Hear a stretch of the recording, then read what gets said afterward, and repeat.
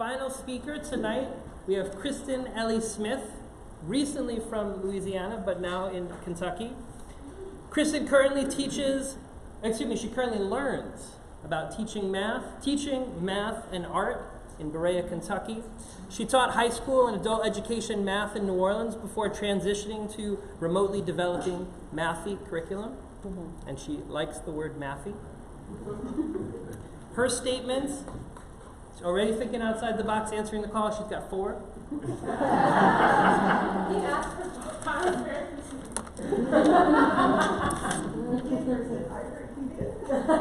Did I? Oh, man. All right, that's on me. I'll take that.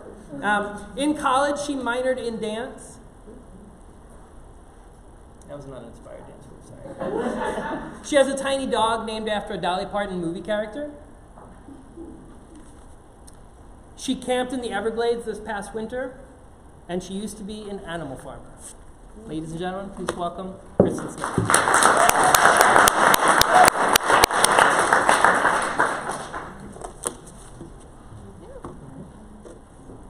Hello. Hi. I really feel like I need to address the truths and a lie. I don't think we've played the game. Anybody have a quick guess? So she had actually, do you have 2 more truths?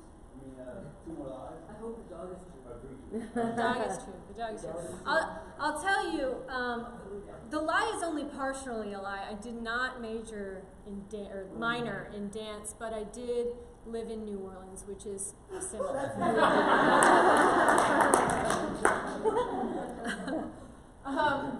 Okay, so probably a lot of you in here have had experience teaching math or being around math education.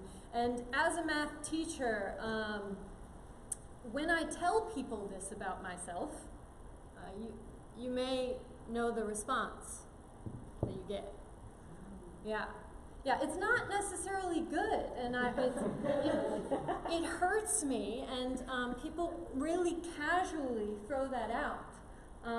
Very common responses to you teach math is, oh, you must be really, really smart, or I was never a math person, right? This is super, super common, and the evidence is not just anecdotal, right? All over the internet, we're following the hashtag and under 10. Or and math, right? But we're competing with the hashtag I hate math, which is it's not close right now. It's not close, and it wasn't just a few, y'all, and it's more and more every day. So this thing, I'm a math evangelist, so I want to know. Thank you. I want to know how to respond to these random, unsolicited comments about people's essentially math trauma. How do you respond? This is strangers, students, and also coworkers, administrators, but also some teachers who say I was not a math person, and in deciding what to talk to all of you about, I really wanted to put the question to everybody, what do you say? And what can I say in a moment? And what can we do in general? And I don't really have an answer. But there is a weird phenomenon I've been tracking that runs kind of contrary to all of this evidence. I don't know if any of you... This phenomenon is viral math. You've all seen these viral math problems, and yet all over Twitter, hashtag I hate math. So, what's going on here? It doesn't make sense. I'm trying to say, okay, well, how do these math problems get shared over and over and over again across multiple platforms, but everybody hates math? What's going on, right? Nobody considers themselves a math person, but they're all curious about math somehow, right?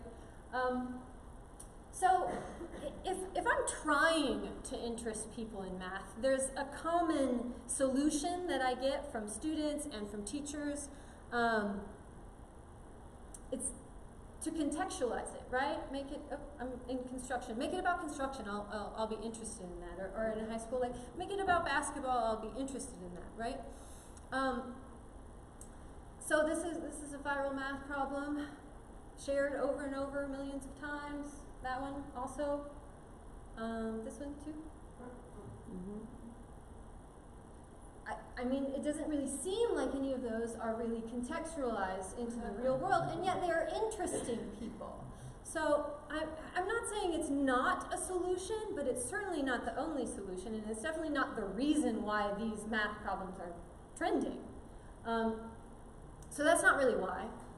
I do have some ideas, though. Okay, so I would like to share with you some ideas. One, of course, whatever it is, that there's something about it that piques curiosity. And in the education world right now, there's a term, low floor, right? Which means that it's something that everybody, no matter what level, can get into, whether or not they're like leaving at a high level. So it piques curiosity, sure. There's probably something to do with that. I think that a big part of it, though, has to do with some sort of controversy and the debate that follows them. People generally think that math is about right or wrong answers, and this is kind of anecdotal evidence when I talk about, oh, I'm a math teacher, oh, I was never really good at math, it's really about right or wrong answers, right?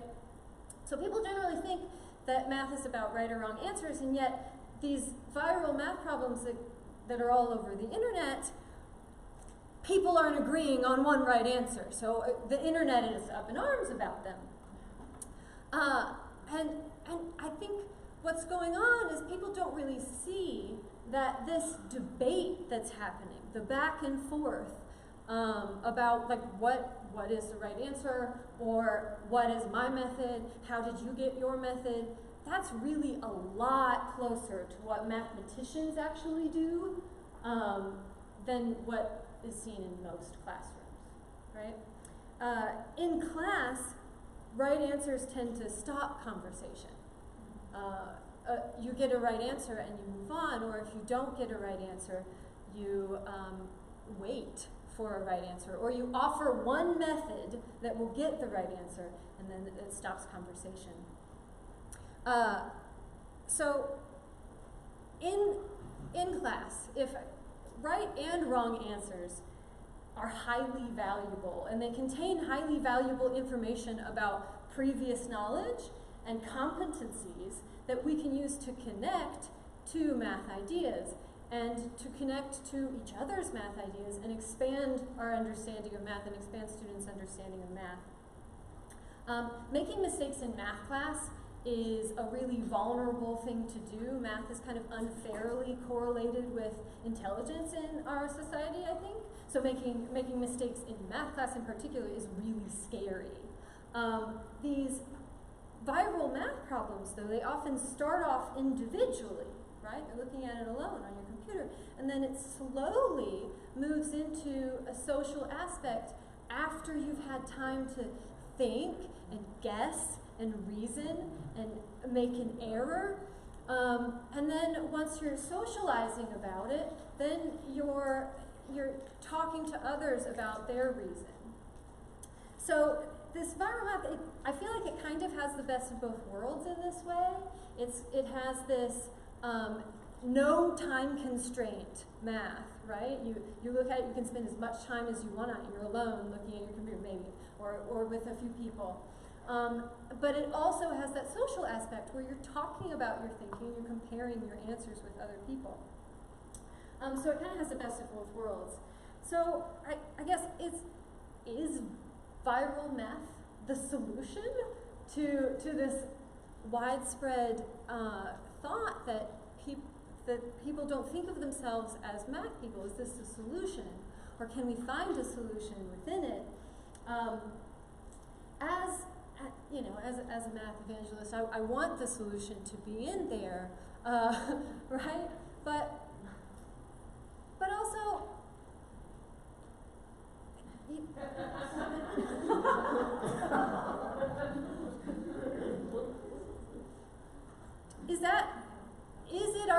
want to really change people's minds about this? Maybe not. Teachers have really hard jobs. Is this something that we're interested in doing, changing people's minds about math, changing people's minds about whether or not they are a math person? I kind of think yes. I mean, for just a few quick reasons. I think citizens should be numerate. Where they can have understanding about things like tax brackets and climate change. I think that the trend of jobs right now, less and less jobs require routine, like follow directions work, and more jobs are non-routine, very cognitive tasks. So, do we care about that? Do we just let them pass the test and say bye? And maybe the biggest reason for me is that I really don't want to live in a world where people start having heart palpitations when they see fractions. And math anxiety spreads particularly from parents to children. Yes. So we work with people who have math anxiety, and they're going to spread it to their children if we don't try something. So in conclusion, my call to action is more of questions that I hope that you guys can help me answer, and hopefully connect with me. If you're not on Twitter, somehow find me. Tell me what you're doing.